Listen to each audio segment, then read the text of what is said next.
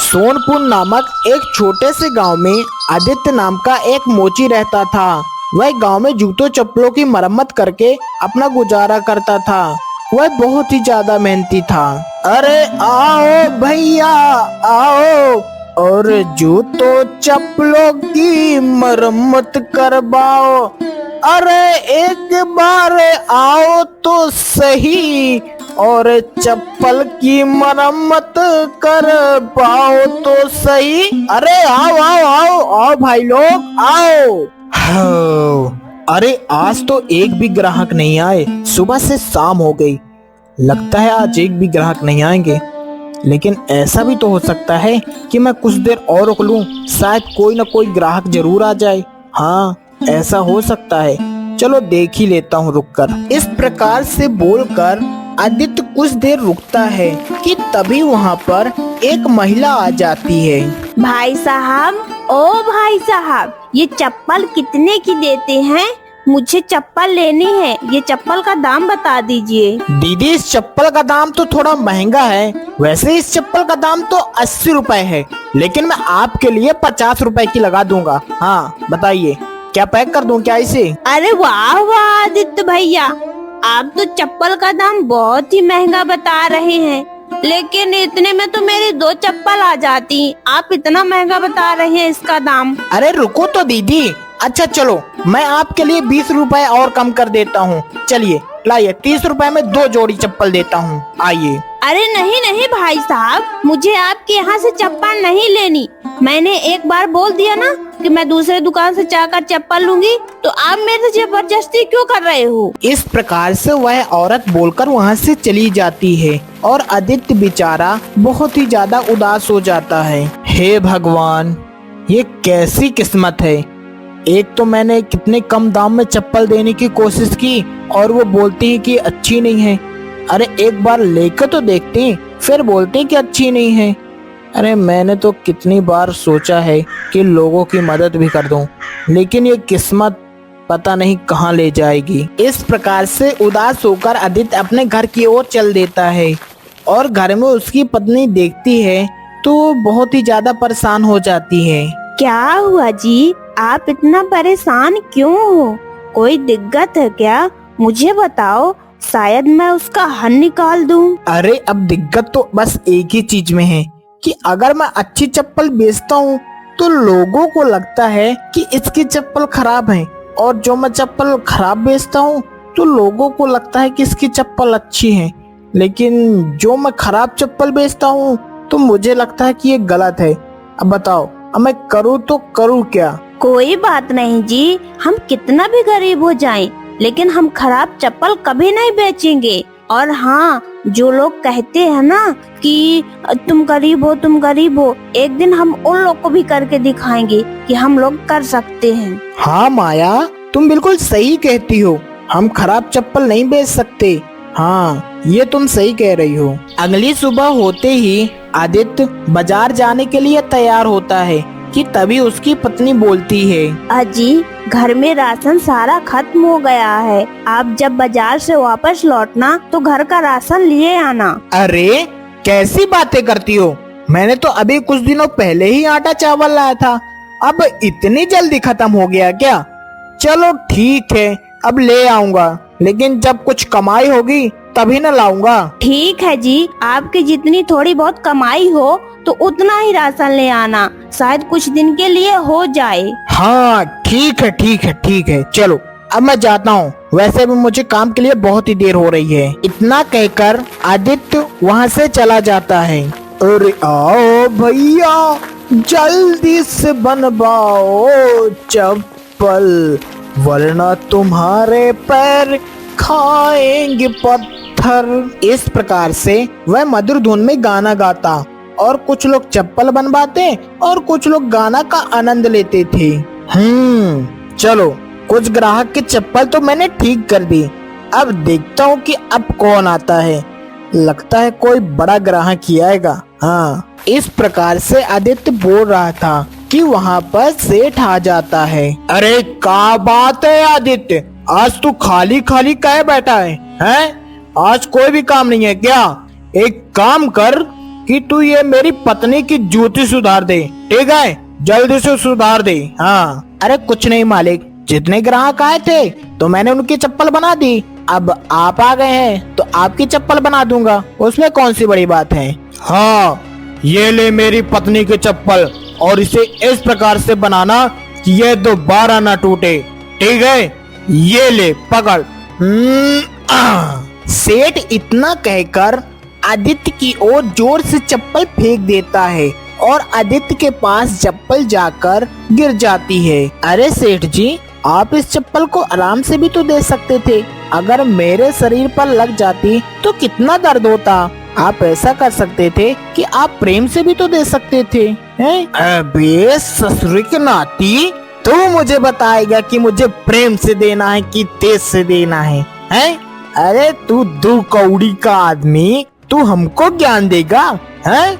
चप्पल बनाता है तो चप्पल बना, ज्ञान मत दे। आदित्य को सेठ के ऊपर बहुत ही गुस्सा आती है और उन दोनों के बीच हाथापाई हो जाती है। ये क्या कर रहा है आदित्य? अरे छोड़ मुझे। ये क्या कर रहा है?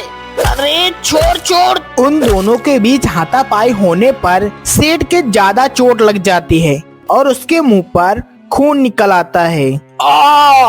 अरे रे, अबे साला मोची, ये क्या कर दिया तूने? साला तूने मेरे ऊपर मुक्केबाजी की। साला तेरी तो मैं तुझे क्या बताऊं। रुक जा, अभी इसका बदला लू के रहूंगा मैं। हाँ। अरे जाओ जाओ सेठ। हाँ, मैंने तुम्हारे जैसे बहुत देखे। अरे हम गरीब हैं तो क्या हमारी कोई इज्जत नहीं है, हैं? अपना मेहनत से खाते हैं, कमाते हैं, तुम्हारे बाप का थोड़ी खाते हैं। जब जा इधर से। सेठ चुपचाप वहाँ से चला जाता है। वह बहुत ही ज्यादा गुस्से में था। साला इस आदित्य ने मेरी इतनी बेइज्जती की। साला बाजार में मेरी पिटाई कर दी, लेकिन मैं इसका बदला लेके रहूंगा। हाँ, आज नहीं तो कल इसका बदला मैं लेके रहूंगा साला। हाँ, आज तो सेठ को पता चल गया होगा कि आखिर मोचे से पंगा लेना कितना भारी पड़ सकता है, हैं? अरे चप्पल बनवाने आया था कि ससुरा लड़ाई करने आया था, हैं? जितना लड़ाई करने आया था वो तो हमें समझ में आ गया। इस प्रकार से शाम होने वाली थी। वह अपने घर की ओर जाता है और बाजार से राशन लेता है और सीधा घर पहुंच जाता है। ये लो माया, बस जितने पैसे थे तो मैं उससे राशन ले आया हूँ। अब देखो, ये मत कहना कि ये इतना कम राशन है। अब जितना है उतने में ही गुजारा करना होगा। अजी, आप इतना परेशान क्यों होते हो? जितना पैसा था आप उतना राशन ले आए हो। कुछ दिन के लिए तो राशन हो ही जाएगा, फिर कल का कल देखेंगे। हाँ ठीक है माया, चलो कोई बात नहीं। अब देखो, मुझे लगा कि तुम गुस्सा हो जाओगी, लेकिन तुम तो बहुत ही ज्यादा खुश हो। चलो, उससे अच्छी बात ही क्या हो सकती है। अजी, आप तो बहुत परेशान दिख रहे हो। आपके साथ कुछ हो गया है क्या? अरे देख माया, वैसे तो मुझे नहीं बताना चाहिए, लेकिन मैं तुझे बता रहा हूँ। अब देख, हमारी दुकान पर एक सेठ आया था और उस ससुरा हमसे लड़ाई करने लगा है। अरे लड़ाई करने का हमारे पास टाइम नहीं था, लेकिन वो जबरदस्ती लड़ाई करने का सोचा, तो फिर हमने भी सोचा कि चलो अब लड़ाई हो ही जाए। फिर क्या था, मैंने उसकी दबादब लड़ाई करा दी और फिर क्या था, उसकी पिटाई भी कर दी, लड़ाई भी कर ली। हैं? समझ में आ गया होगा कि मोचे से पंगा लेना भारी पड़ सकता है, हैं? अजी, आपने बिल्कुल ठीक किया जो सेठ को सबक सिखा दिया। वो इसी के लायक था। वह अगली सुबह होते ही दुकान में पहुंच जाता है। वह बहुत ही ज्यादा खुश था। वह दुकान में बैठा ही था कि वहाँ पर एक ग्राहक आ जाता है। अरे क्या बात है आदित्य भैया, आज तो तुम बहुत ही जल्दी आ गए हो। हाँ, अरे भैया चलो एक काम करो कि तुम हमारी चप्पल बना दो भैया। हाँ, अरे बार बार टूट जाती है। ये लोकल चप्पल लाकर तो हम फंस गए हैं, आप इसे जल्दी से बढ़िया से सिल दो। हाँ भैया, मैं आपकी चप्पल बहुत ही अच्छे तरीके से सिलूंगा। हाँ, एक बार सिल दूंगा तो दोबारा टूटेगी नहीं। हाँ, पता चलेगा कि आदित्य मोची के दुकान से सिलवाया था। हाँ, कुछ ही देर में आदित्य उसकी चप्पल सिलकर तैयार कर देता है और वह व्यक्ति देखता ही रह जाता है। अरे वाह आदित्य भैया, अरे तुम्हारी कलाकारी की तो भैया सलाम ठोकना पड़ेगा। हाँ, आपने कितनी जल्दी मेरे चप्पल को सिल दिया। हाँ, और मुझे नहीं लगता कि ये दोबारा चप्पल टूटेगी। अरे कैसी बातें करते हो? अरे आदित्य की चप्पल सिली हुई कभी भी खराब नहीं हो सकती। हाँ, अगर आप एक बार आए हो तो आप दोबारा जरूर आओगे। इस प्रकार से वह व्यक्ति चप्पल सिलाकर वहाँ से चला जाता है और आदित्य बहुत ही ज्यादा खुश हो जाता है। सचमुच में लोगों की सहायता करके कितना आनंद आता है मुझे। अगर मैं ऐसा ही करता रहूंगा तो बहुत ही ज्यादा खुश रहूंगा। हाँ, देखो मुझे पैसा का कोई घमंड नहीं है, लेकिन अगर मैं ऐसा ही करता रहूंगा तो एक दिन लोगों के बीच में मेरा प्यार बहुत ही ज्यादा बढ़ जाएगा। हाँ, इस प्रकार से वह शाम होते ही अपने घर की ओर निकल जाता है और जाते जाते उस जंगल में एक साधु बाबा दिखाई देते हैं और साधु बाबा के पैर के नीचे से खून बह रहा था। यह देखकर आदित्य बहुत ही ज्यादा शोक में पड़ जाता है। अरे ये साधु बाबा के पैर से खून कैसे निकल रहा है? ओह, मुझे जाकर पूछना चाहिए कि आखिर साधु बाबा को हो क्या गया है भाई? हैं? उनके पैर से खून निकलता ही जा रहा है। वह बिना देर किए ही साधु बाबा के पास पहुंच जाता है और साधु बाबा से पूछता है, ओह, ये साधु बाबा आपके पैर से ये खून कैसे बह रहा है? आपको नहीं पता चल रहा क्या कि आपके पैर से खून बह रहा है? हाँ बेटा, अब मैं तुझे क्या बताऊं कि मेरे पैरों से खून कई दिनों से बह रहा है। अरे तो आप चिंता क्यों करते हो? अरे आदित्य मोची है ना, वो सारी चप्पल ठीक कर देगा। अच्छा, आपकी पुरानी वाली चप्पल कहाँ गई? दीजिए, मैं उसे अभी ठीक कर देता हूँ। आदित्य साधु बाबा की चप्पल लेता है और उनकी चप्पल की मरम्मत कर देता है और साधु बाबा से बोलता है, हाँ, ये लीजिए साधु बाबा, मैंने आपकी चप्पल ठीक कर दी है। अब आप इसे पहन लीजिए, आपके पैर से एक भी ज्यादा खून नहीं बहेगा। हाँ बेटा, तूने मेरे ऊपर बहुत ही ज्यादा उपकार किया है। अच्छा ये बता कि आखिर इस चप्पल ठीक करने के कितने पैसे हुए?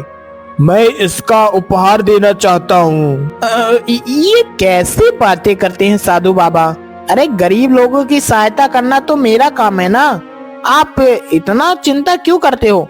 अरे पैसा वैसा देने की जरूरत नहीं है। हाँ, मैंने आपका काम फ्री में किया। अरे बेटा, ये कैसी बातें करते हो? अरे एक मोची कितना ही कमा लेता होगा? हाँ, अरे उसकी तो रोजी रोटी बस चल पाती होगी भाई।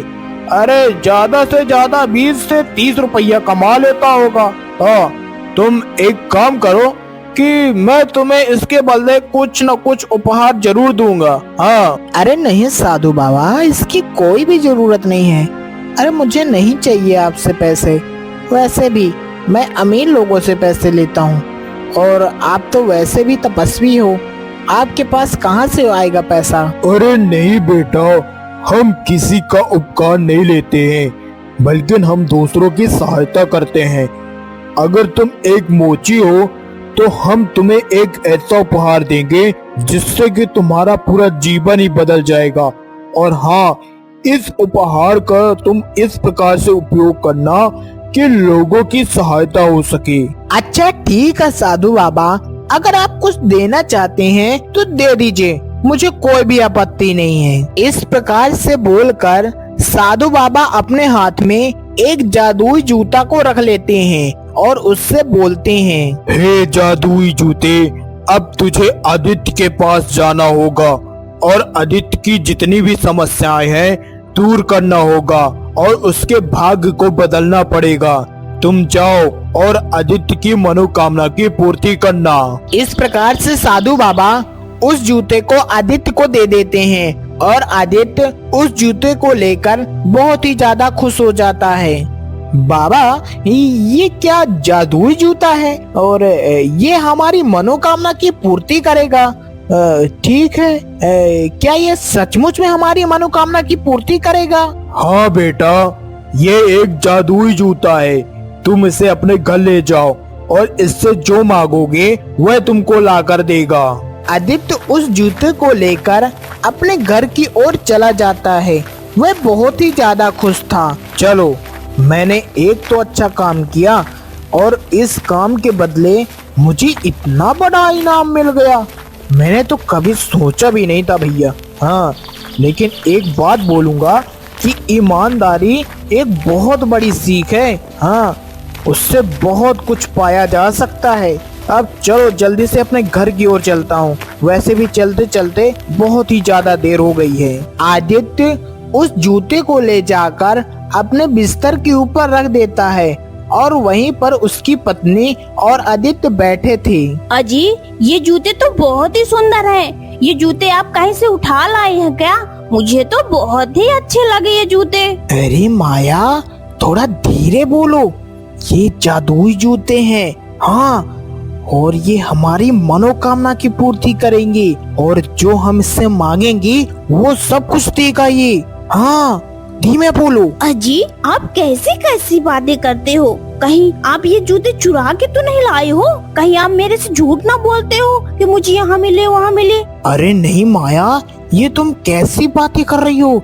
ये जूते तो मुझे साधु बाबा ने दिए हैं। हाँ, अरे उनके पैर से खून बह रहा था तो मैंने उनकी चप्पल को सिया और इसके बदले उन्होंने मुझे ये जादुई जूते दिए हैं। अब सोचो, ईमानदारी का इनाम कितना बड़ा हो गया।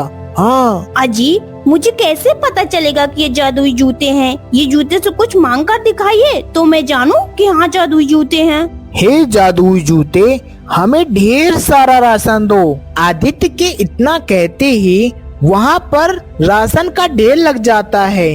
ये देख कर तो माया बहुत ही ज्यादा खुश हो जाती है। अजी देखिए देखिए, यहाँ तो ढेर सारा राशन आ गया। ये कितना अच्छा जादुई जूता है। ये तो हमारा खाने का जुगाड़ कर दिया। कुछ दिन ऐसे ही बीत जाते हैं। अब आदित्य के पास जादुई जूता होने के कारण आदित्य का घर महल बन चुका था और यह सब कुछ देखकर सेठ बुरी तरह से जलने लगता है। अरे, इसके पास इतना बड़ा घर कहाँ से आ गया बे? हैं? ये साला दुई कौड़ी का मोची इतना बड़ा घर बनवा लिया हैं? साला हम तो अच्छे से बनवा नहीं पाए हैं, लेकिन ये साला मोची इतना बड़ा कैसे घर बनवा लिया? कुछ न कुछ तो लफड़ा है। हाँ, मुझे जाकर देखना होगा कि आखिर क्या मामला है। उसी रात आदित्य और माया उस जादुई जूते के बारे में बात कर रहे थे कि वह सेठ सब कुछ देख लेता है। हाँ, तो ये बात है, इनके पास जादुई जूता है। एक काम करता हूँ कि जब ये सो जाएंगे तो इनके पास जाकर जूते को चुरा लाऊंगा। हाँ, गहरी रात हो चुकी थी। अब आदित्य और माया पूरी तरह से सो चुके थे। तभी सेठ जाकर उस जूते को चुरा लेता है और अपने घर ले जाता है। हाँ, चलो अब मैं इस जूते से ढेर सारा धन मांगता हूँ। हाँ, और मैं भी अपना बहुत बड़ा महल बनवा लूंगा और फिर मुझसे बड़ा कोई भी नहीं होगा। हाँ, इस प्रकार से बोलकर सेठ धन मांगने की चेष्टा करता है। तभी वही जादुई जूता उसके ऊपर प्रहार कर देता है। मुझे मत मारो, मुझे मत मारो, मुझे बहुत ही ज्यादा दर्द हो रहा है। अरे मुझे मत मारो, मत मारो। आज की बाद से कभी चोरी नहीं करूंगा। मुझे मत मारो, मुझे मत मारो। तुमने मुझे चोरी करके इधर लाया है, इसकी सजा तुम्हें मिल चुकी है। अब अगर आज के बाद से तुम कभी चोरी करोगे तो इससे तुम्हें दुगनी सजा मिलेगी। हाँ। इतना बोलकर वह जादुई जूता सेठ के यहाँ से गायब हो जाता है और आदित्य के घर के पास पहुँच जाता है।